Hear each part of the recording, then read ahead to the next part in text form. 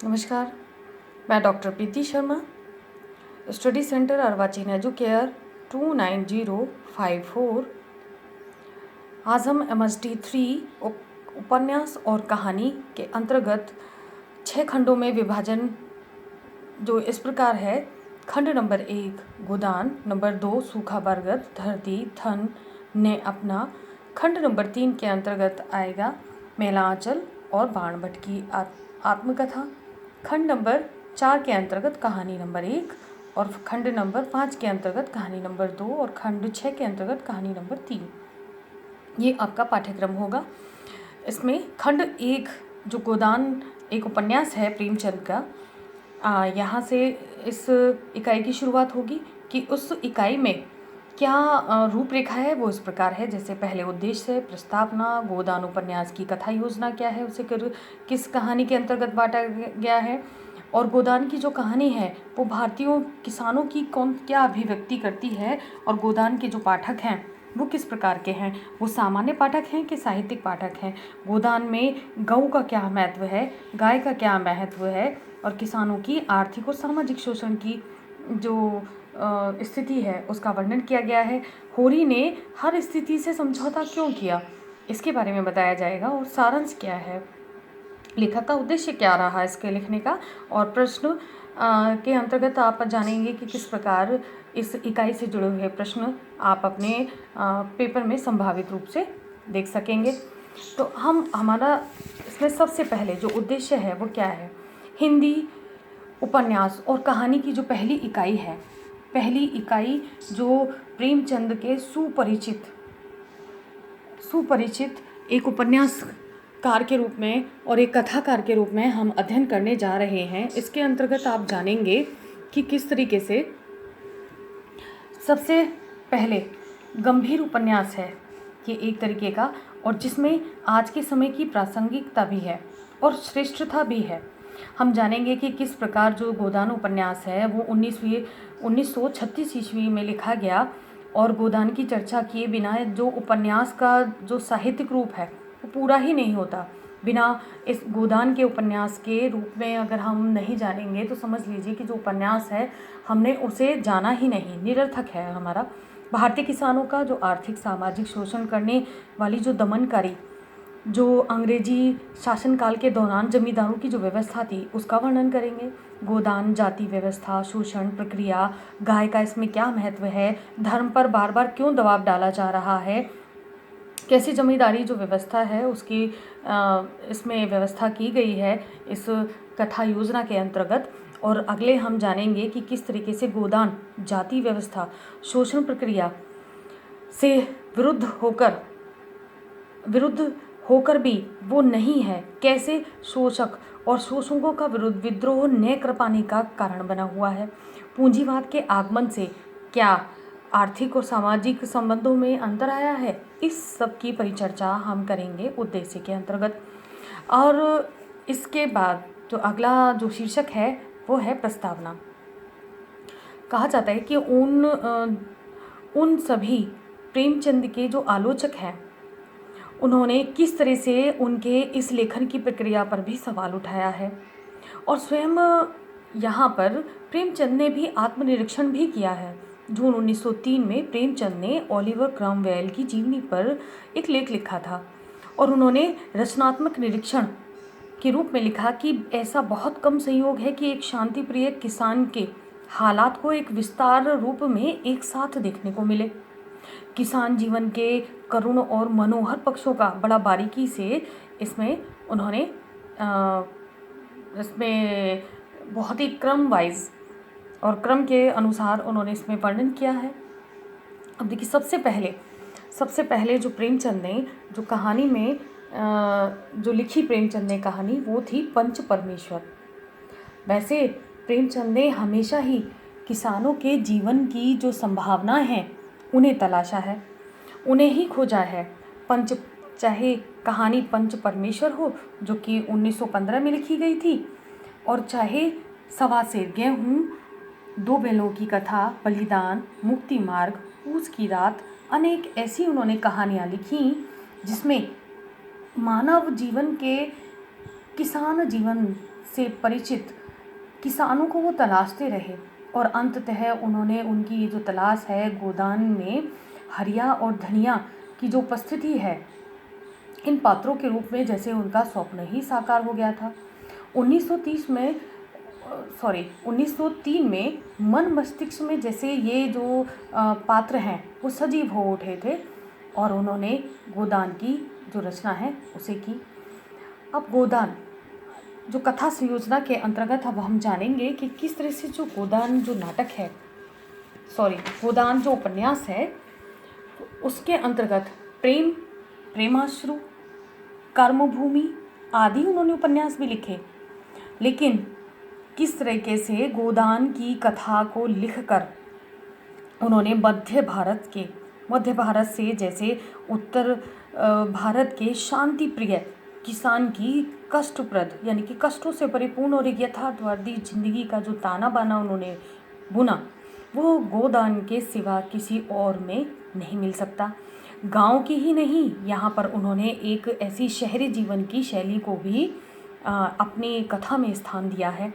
वैसे इस कथा के जो पात्र हैं वो शहरी पात्र भी हैं, जैसे जमींदार राय साहब, मिर्जा खुर्शीद, मिस मालती, मेस खन्ना, ओंकारनाथ, मिस्टर मेहताब आदि ये पात्र हैं। आलोचकों का कभी कभी मत ये भी है कि प्रेमचंद ने ग्राम कथा तो जो लिखी है उसमें तो जैसे उन्होंने अपने अनुभवों को जागृत करा है और यथार्थ के रूप में लिखा है, लेकिन वो जानते हैं कि कभी कभी उन्हें ये भी लगता है आलोचकों को कि जैसे उन्होंने शहरी पात्रों को अनावश्यक रूप में लिख लिया है या उनका संवाद अनावश्यक ही रहा है इसके अंतर्गत, या उनकी जो चर्चा परिचर्चा हुई वार्तालाप उनसे किया गया है, शहरी कथा का सहारा उन्होंने लिया है तो लेकर बहुत ही एक कहा जा सकता है कि एक तरीके से एक यथार्थ रूप प्रस्तुत किया है। लेकिन नहीं, उन्होंने शहरी और ग्राम के जीवन के बीच में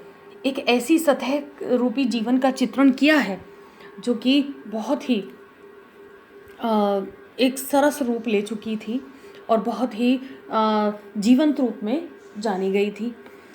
अब यहाँ पर जो आलोचक हैं आनंद दुलारी वाजपेयी ने गोदान जैसे एक नाटक की नहीं उपन्यास के रूप में उन्होंने कहा है कि ये जो उन्होंने कहा है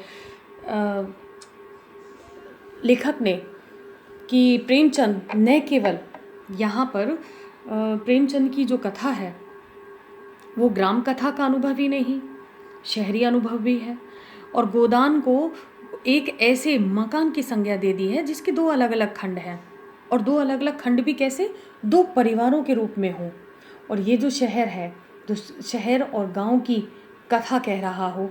ऐसा लगता है गांव कथा तो ठीक है, यहाँ पर अब जो जानने का प्रयास किया गया है कि चलिए ठीक है गांव कथा के रूप में ये जाना गया, ये सही है, लेकिन शहर की जो कथा का रूप यहाँ पर जो लिया गया वो थोड़ा अप्रासंगिक है, यहाँ पर ऐसा महसूस होने लगा। लेकिन यहाँ पर अप्रासंगिक होने के साथ साथ अब आप जानेंगे कि किस तरीके से शहरी जो कलात्मक रूप यहाँ पर कभी कभी उसने बाधा पहुँचाने का प्रयास तो नहीं किया, वैसे बाधा नहीं पहुँचाई है कथा के प्रचार को। कथा की जो संरचना है उसका विश्लेषण करते हुए कभी कभी ये ज़रूर आवश्यक हो गया था कि क्या प्रेमचंद इस संबंध में प्रेमचंद की क्या राय हो सकती थी, क्या वो सिर्फ कल्पना ही की जा सकती है। उन्होंने ऐसा क्यों किया कि एक ग्रामीण और एक शहरी रूप को उन्होंने यहाँ चित्रित किया। अब यहाँ पर ये जो रेखांकित आपके जो पंक्तियाँ हैं इसमें विशेष रूप से आप देख सकते हैं कि किस तरह से प्रेमचंद मानते हैं कि भारतीय समाज की जो स्वायत्त इकाई नहीं है, अपने आप में भारतीय जो समाज है और उसमें भी जो गांव का समाज है वो अपने आप में स्वायत्त नहीं है, वरन उसका जो संबंध है, जो संबंध है वो एक शहर से भी है, एक राष्ट्र से है, एक ब्रिटिश साम्राज्य से भी जुड़ा हुआ है। इसलिए संपूर्ण ब्रिटिश साम्राज्य के को देखकर अगर देखा जाए तो ग्राम जीवन के रूप में भी समझा जा सकता है। अब ये जो गोदान नामक जो आपका ये उपन्यास है इसके अंतर्गत गोदान यानी कि गौ की बात की गई है और गौ यानी कि गाय, किस तरह से पूरे इस उपन्यास के अंतर्गत आप जानेंगे कि दो गांवों के बीच की ये कहानी और दो पात्रों के बीच का ये जो संघर्ष है पूरे हमारी सामाजिक व्यवस्था से किस प्रकार इन्हें अपने आप में एक बहुत श्रेष्ठ बनाती है। समेरी, अब यहाँ पर जो थोड़ा सा कहानी का विस्तार यहाँ पर होगा वो इस तरह से कि समेरी और बेल्लारी नाम के दो अवध के प्रांत के गांव हैं। अब इन दोनों गांवों के बीच में केवल 5 मील की दूरी पर जो होरी है वो बेल्लारी गांव में रहता है और उसके जमींदार राय साहब अमरपाल सिंह जो कि समेरी में रहते हैं। उपन्यास जो ही बेल्लारी से निकलकर समेरी के बीच पहुंचा, यानी कि इसमें दूरी तो केवल 5 मीटर की ही है, लेकिन यहाँ पर क्या हुआ है 5 मील की है, लेकिन यहाँ पर ये क्या हुआ है कि एकाएक जो उपन्यास है वो एक पात्र से दूसरे पात्र तक जाने में शहर और गांव के बीच का जो अंतर है वहाँ तक पहुँच जाता है। आज़ादी से जो पूर्व जो जमींदार थे और जमींदारी प्रथा थी, अगर किसान के जीवन की कल्पना करना चाहें तो यथार्थ लगता है थोड़ा सा, अगर उसके बिना अगर हम करेंगे तो यहाँ आप देखेंगे कि प्रेमचंद ने किस तरह से जमींदार की जो आमदनी है वो एक गांव से होती है, परंतु उसका जो उपयोग है यहाँ उन्होंने बताने का प्रयास किया है कि जमींदार की जो आमदनी हुई वो तो हुई एक गांव से, लेकिन उसने उपयोग किया उसका जो उपयोग हुआ, धन का उपयोग हुआ वो हुआ शहर में। और जमींदार की जो प्रकृति है, जमींदार की प्रकृति से स्पष्ट होता है कि किस तरह से यहाँ पर किसान चरित्र का उद्घाटन संभव बिल्कुल नहीं है। जमींदार की अगर स्वभाव को अगर यहाँ पर चित्रित न किया जाए तो स्वाभाविक रूप से जमींदार के जो शहरी मित्र हैं वो भी उनके साथ साथ यहाँ पर खिंचे चले आते हैं। अब यहाँ पर जो होरी है वो राय साहब से जब मिलता है तो उसके मिलने के जो संवाद होते हैं वो कुछ इतने मिलते जुलते हैं कि भाई देखिए मिलते रहने से ही प्रसाद मिलता है। वो इस तरह से अपनी बात को कहता है कि जैसे वो बहुत ही बड़ी बात कह रहा है कि तब तक हमारी जान बची हुई है, कहीं पता लगा कि किधर चले गए, गांव में कितने आदमी तो हैं, कहीं किसी को बेदखल तो नहीं कर दिया गया है, किसी की कुर्की हो गई होगी, ऐसा पांव तले अपनी गर्दन दबी हुई है। ऐसे संवादों के बीच जब वो उनके पैरों को सहलाने में ही अपनी कुशलता का अनुभव करता है। राय साहब के घर पर उत्सव का माहौल है। इस बीच में उन्हें होरी को बुलाया गया है और होरी यहाँ पर एक नाटक खेलता है और उस नाटक के अंतर्गत धनुष यज्ञ के अंतर्गत वह राजा जनक का माली बनता है। इस उत्सव के लिए होरी को 5,000 का नजराना देना है। अब उल्टा उसे नजराना देना है इस अभिनय को करने के लिए। अब होरी इस बात से चिंतित है कि ये जो नाटक खेलने की प्रथा है ये तो है तो धनी लोगों के बीच का, और इनके जीवन की बातचीत ही यहाँ पर रखी जाएगी। अब यहाँ उल्टा उसे यहाँ देना पड़ेगा, कैसे होगा ये सब। होरी के घर पर यहाँ पर दमड़ी बसौर एक नाम का एक ग्रामीण है, वो आता है और बांस खरीदने के लिए आता है। अब होरी चाहता है, उसके मन में आता है कि क्यों ना अपने बांसों का जो भाव तोल है वो थोड़ा सा बढ़ा दे। तो वो क्या करता है कि इसमें 20 रुपये सैकड़ा बताता है, लेकिन शर्त ये रखता है कि वो दमड़ी उसके भाइयों को केवल 15 सैकड़ा बताए। अब इस बीच में ही विवाद हो जाता है। अब होरी को जब उसके भाई को इस बात का पता चलता है तो आगे चलकर होरी की गाय को उसके भाई ने ही उसे जहर देकर मारने का प्रयास क्या किया, मार ही दिया। अब कैसे कहानी केवल 10 रुपये मात्र से 10 कोस और पश्चिम तक चली गई।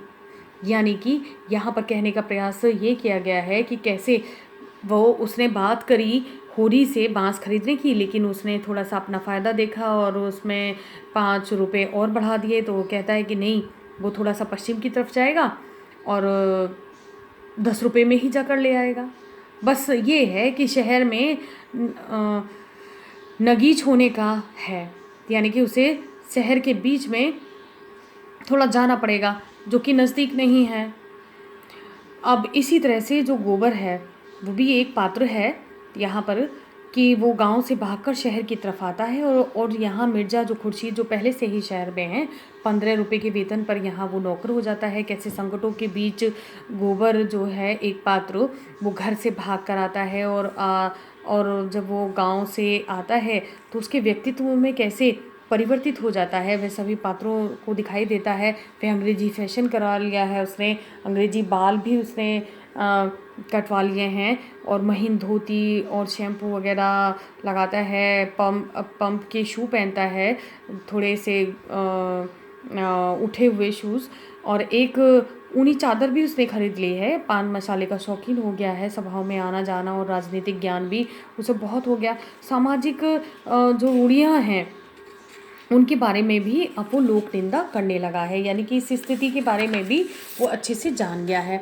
अब यहाँ किसान जो शहर में एक शक्कर की मिल खुल जाने के कारण आता है, और यहाँ जो राय साहब हैं, राय साहब यहाँ क्या करते हैं, मित्र खन्ना से के साथ मिलकर वो यहाँ गोबर को मजदूरी पर रखते हैं। अब यहाँ जो ऊख की यानी कि जो ईख की जो खरीद है, उस पर जो सारा गांव है वो अपनी ईख बेचने को तैयार हो जाता है। अब मुनीम से मिलकर गांव के जो महाजन हैं, जो कि झिंगुर सिंह हैं, वो रुपए वसूलने का काम करते हैं, क्योंकि